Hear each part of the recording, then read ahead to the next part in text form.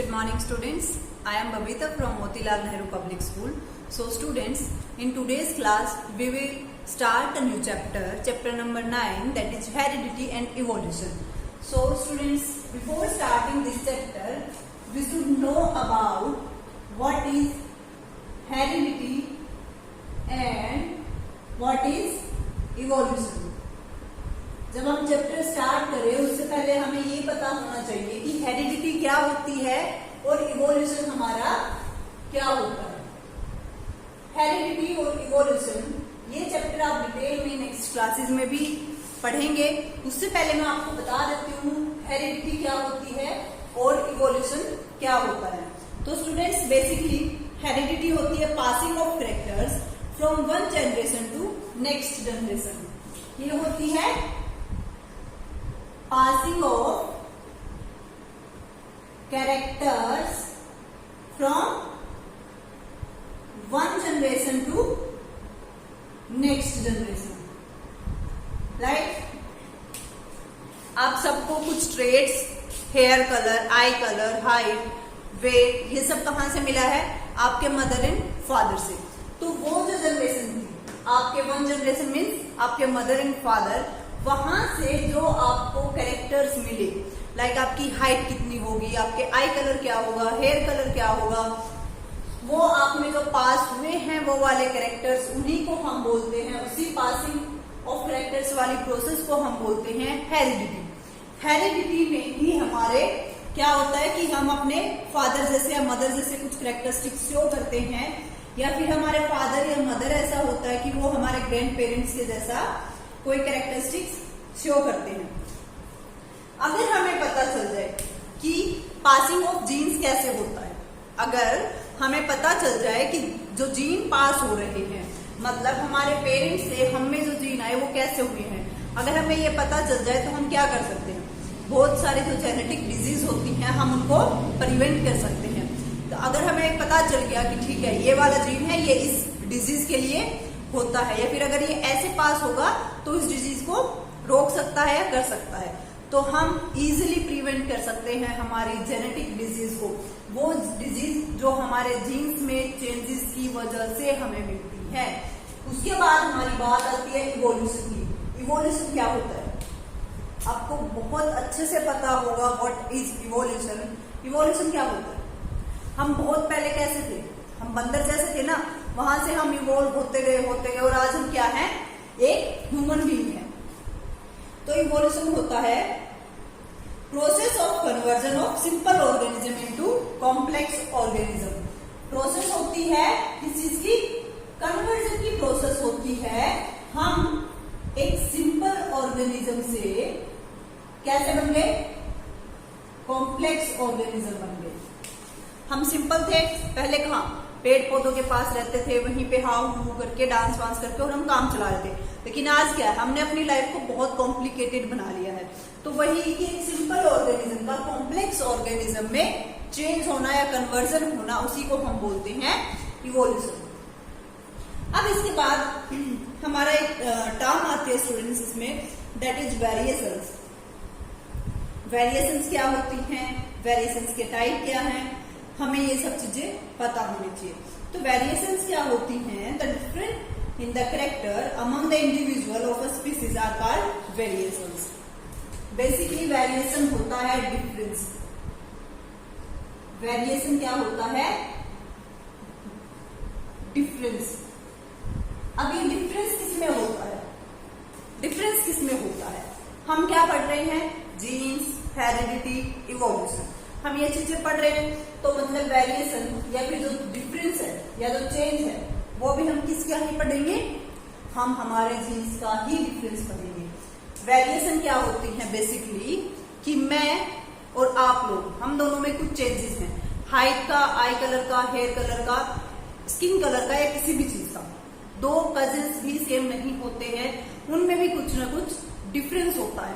वही डिफरेंस हमारा वेरिएशंस कहलाता है, उसी को हम वेरिएशन बोल देते हैं. क्या डिफरेंस है ये?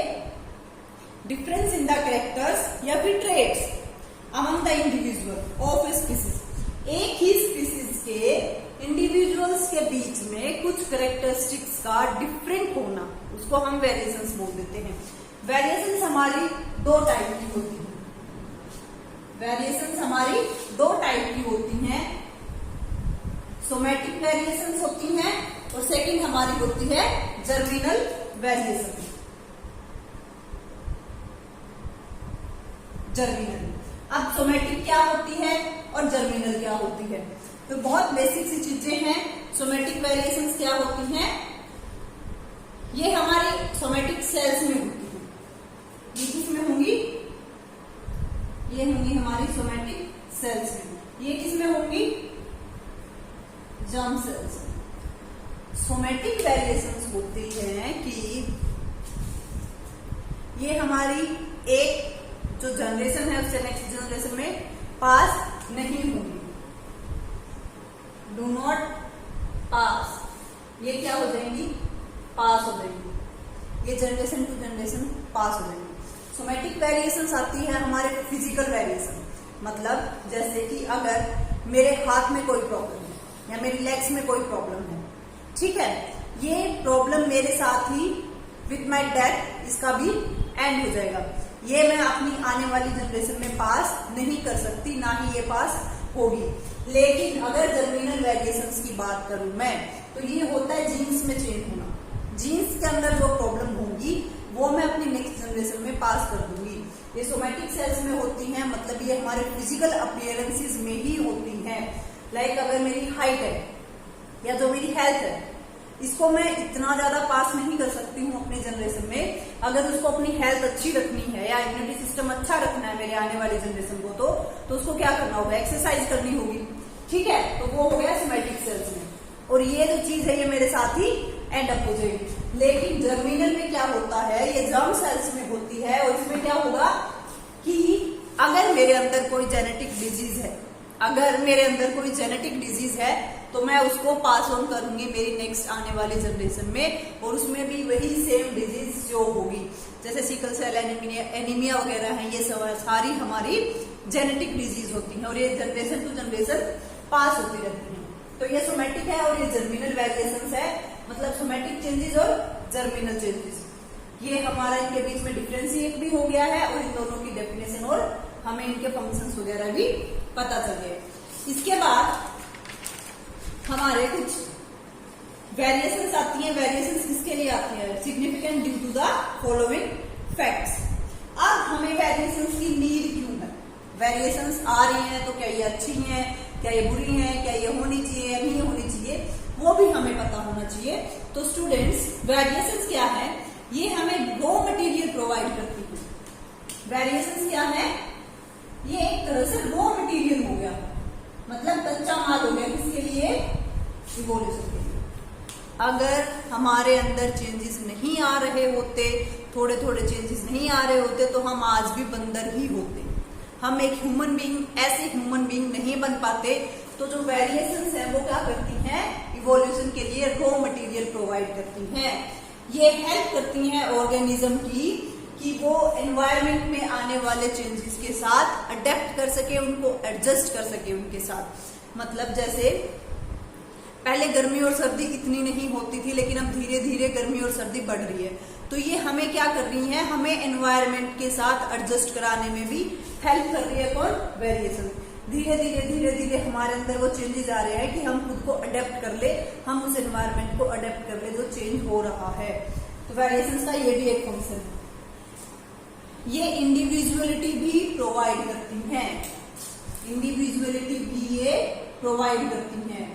अगर वेरिएशंस नहीं होती तो हमें कैसे पता चलता है ये चिंटू है ये मिंटू है, क्योंकि वो दोनों तो सेम होते, वो दोनों आइडेंटिकल होते और हम उनमें डिफ्रेंशिएट नहीं कर पाते। लेकिन हमारे अंदर कुछ चेंजेस हैं, हमारे फिजिकल अपीयरेंसेस में कुछ चेंज है, इसीलिए वेरिएशंस क्या है, इंडिविजुअलिटी भी हमें प्रोवाइड करती है। अगर हम सब एक जैसे ही दिखते तो हम किसी को भी ऐसे डिफ्रेंशिएट नहीं कर पाते कि ये है या फिर वो कौन हो सकता है। ये हमें कुछ न्यू कैरेक्टर्स भी प्रोड्यूस करवाती हैं। जैसे न्यू कैरेक्टर्स क्या हुए, पहले वाले जो बंदर थे उनमें क्या था, झुक के चलते थे, लेकिन अब हम क्या है, हम स्ट्रेट हैं। तो ये क्या हो गए, बंदर से लेके अब तक हमारे अंदर एक न्यू कैरेक्टर आ गया।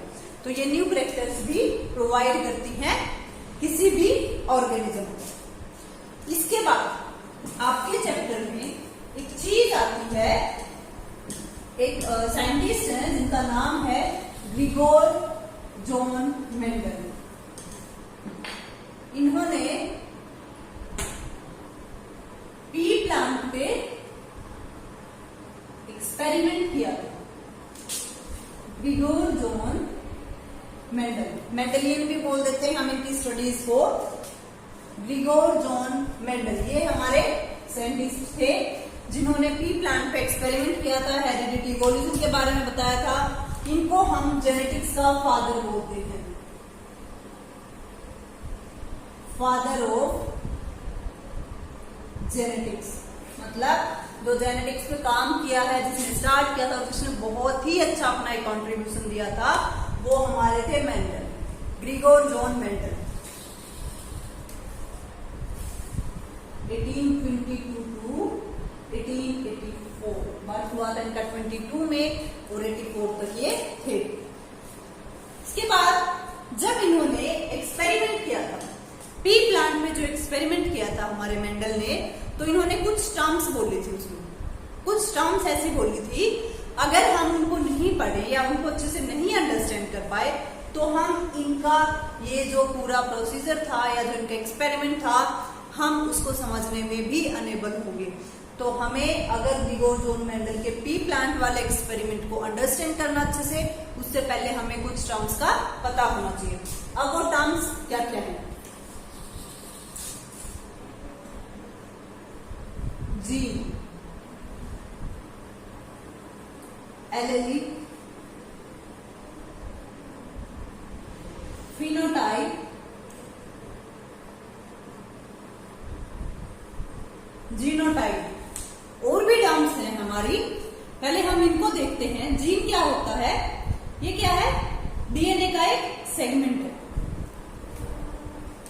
इसके लिए एक अच्छा सा एग्जांपल हम देख लेते हैं कि अगर मुझे कोई बिल्डिंग बनानी है, अगर मुझे ये कोई बिल्डिंग है, मुझे ये बिल्डिंग बनानी है, ठीक है। अब इस बिल्डिंग में क्या होगा? यहाँ डाइनिंग रूम होगा, बेडरूम होगा, बाथरूम होगी, किचन होगी, डाइनिंग रूम, कुछ भी होगा, ऐसे ऐसे करके और रूम्स यहाँ पे आएंगे। तो ये जो पूरी बिल्डिंग है, ये तो हमारा क्या हो गया? डीएनए। ये जो पूरी बिल्डिंग है, इसको हम मान के चले कि ये क्या है? डीएनए है हमारा। और इसके अंदर ये जो रूम्स है, ये जो रूम्स है या जो उस बिल्डिंग में आने वाली चीजें हैं, बैल्कनी हो सकता है, आंगन हो सकता है, कुछ भी है, वो हमारे क्या हो गए? जीन हो गए। ये हमारे जीन हो गए। मतलब डीएनए का वो सेगमेंट या कुछ पार्ट्स, डीएनए को हमने छोटे छोटे पार्ट्स में डिवाइड कर दिया। डीएनए तो क्या हो गया? एक पूरी बिल्डिंग हो गई। अब उस बिल्डिंग के अंदर क्या क्या है? अब डीएनए जो बिल्डिंग है, इसके अंदर हमें पता है ये बेडरूम है तो यहाँ सोना है, बाथरूम है नहाने के लिए, डाइनिंग रूम है खाने के लिए है, किचन मतलब खाना बनाने के लिए है। तो ये जो सारे ही रूम्स हैं, ये अलग अलग कैरेक्टरिस्टिक्स को शो कर रहे हैं। तो उसी तरह से जो डीएनए है, उसमें हमारे जीन्स होते हैं, और ये जीन्स क्या करते हैं? डिफरेंट टाइप ऑफ कैरेक्टरिस्टिक्स को शो करते हैं। तो समझ आ गया जीन क्या होता है? हमारा डिफरेंट टाइप ऑफ कैरेक्टरिस्टिक्स को शो करने वाले हमारे डीएनए के स्मॉल स्मॉल पार्ट्स को हम जीन बोल देते हैं। जैसे अगर मेरी हाइट है तो मतलब मुझमें कौन सी जीन होगी? टी मतलब मेरा जीन कौन सा है? टॉलनेस का। ये जो टॉलनेस वाला जीन है, मतलब ये वाला जो रूम है, डाइनिंग रूम, मतलब मुझे पता है कि यहाँ पे खाना खाना है, तो इसको मान लिया मैंने ये मेरा टॉलनेस वाला जीन है। मेरे डीएनए में ये टॉलनेस वाला जीन था, इसीलिए मेरी हाइट है। मेरे अंदर जो भी कैरेक्टरिस्टिक्स हैं वो बिकॉज ऑफ जीन्स है, जो मुझे मेरे पेरेंट्स से मिले हैं। इसके बाद आपकी नेक्स्ट टर्म आती है एलेली। एलेली क्या होता है? ये पेयर ऑफ टू जीन्स होता है, पेयर ऑफ टू जीन्स होता है। एलेली क्या होता है? इसमें बेसिकली बहुत इजी है, कॉम्प्लीमेंट्री फॉर्म होती है ये जीन की। ये क्या होती है? कॉम्प्लीमेंट्री फॉर्म ऑफ जीन होती है।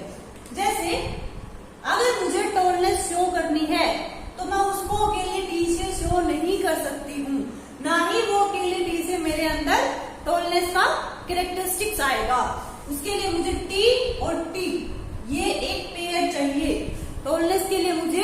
टी का पेयर चाहिए, या फिर हो सकता है मेरे पास कैपिटल टी और स्मॉल टी हो, लेकिन मुझे हमेशा एक पेयर चाहिए किसी भी कैरेक्टरिस्टिक्स को शो करने के लिए, और वो जो पेयर ऑफ जीन्स होता है उसी को हम बोलते हैं एलीली।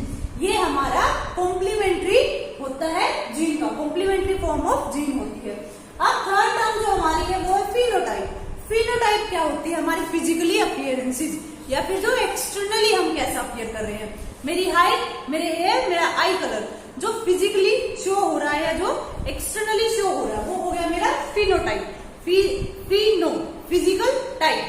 दूसरा है जीनोटाइप। जीनोटाइप मतलब जीन, जेनेटिक्स, ठीक है, कि मेरे अंदर कौन से जीन्स है, मतलब इसको आप ऐसे समझ सकते हैं टी स्मॉल टी या स्मॉल टी। ये जो कैपिटल टी है दोनों, ये क्या हो गए? टॉल होगी मैं। अगर मेरे अंदर दोनों स्मॉल टी होते तो मैं क्या होती? मैं शॉर्ट होती। तो ये जो टॉल और शॉर्ट है ये तो हो गया फिनोटाइप, मतलब ये एक्सटर्नल कैरेक्टर्स हैं। ये मेरे सभी को दिख रहे हैं कि अगर मैं टॉल हूं, हाइट मेरी अच्छी है, तो एक्सटर्नल कैरेक्टरिस्टिक्स है वो किस में आएगा? फिनोटाइप में। लेकिन ये फिनोटाइप या फिर ये टॉलनेस वाला कैरेक्टरिस्टिक्स आया कहां से? ये मेरा आया जब मेरे पास दो कैपिटल टी थे, या जब मेरे पास दो स्मॉल टी थे, तो मैं हाइट मेरी शॉर्ट बन गई। तो ये जो है, जो कैरेक्टर्स किसी को दिखे नहीं, मेरे पास कैपिटल टी है या स्मॉल टी है, वो हो गया मेरा जीनोटाइप। ये आपकी कुछ इसमें टर्म्स हैं, अभी और भी टर्म्स हैं जो आपकी जेनेटिक्स को या फिर जो मेंडल का एक्सपेरिमेंट है उसको समझने में बहुत हेल्प करेंगी। इसके बाद आपकी टर्म्स आती है monohybrid cross, dihybrid cross. Monohybrid cross, dihybrid cross, pure breeding. Pure breeding क्या होती है? मोनोहाइब्रिड, डाइहाइब्रिड क्या होते हैं? F1 जनरेशन और F2 generation. F1 generation, F2 generation. अब अगर मैं बात करती हूँ, ये टर्म्स हैं, इसके साथ आपकी और भी 4-5 टर्म्स और हैं। तो हमारा मोनोहाइब्रिड क्रॉस क्या होता है? मोनोहाइब्रिड क्रॉस आपका क्या होगा? मोनो से आप समझ रहे होंगे, सिंगल, वन, उसी की बात कर रही होंगी मैं।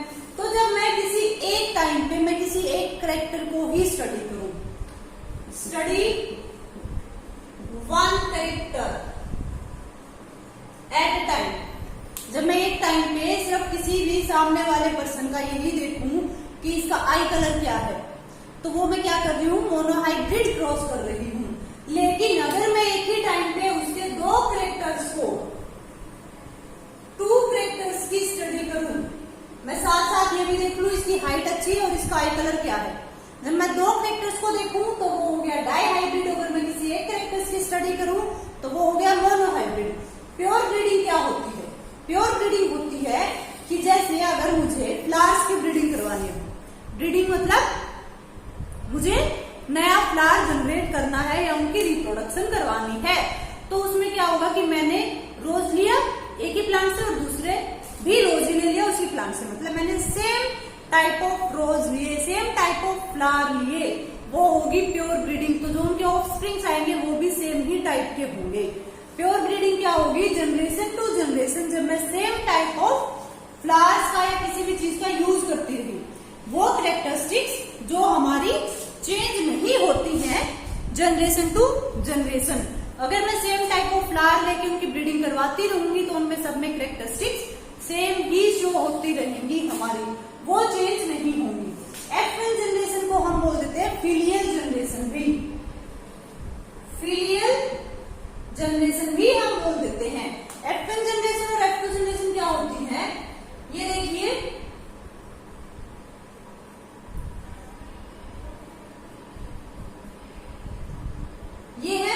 ये है हमारी पेरेंट जनरेशन, ये हमारे पेरेंट्स हो गए।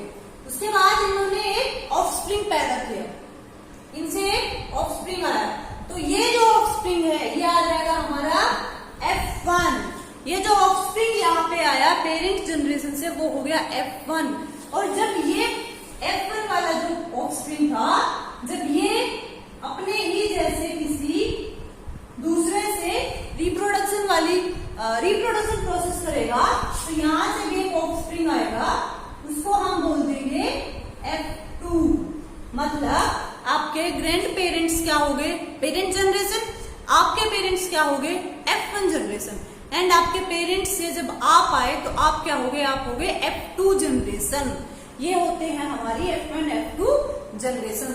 इसके बाद आपकी कुछ टर्म्स हैं जिनको हम नेक्स्ट क्लास में डिस्कस करेंगे, और उसी के साथ हम जो मेंडल का एक्सपेरिमेंट है वो भी हम डिस्कस करते हैं।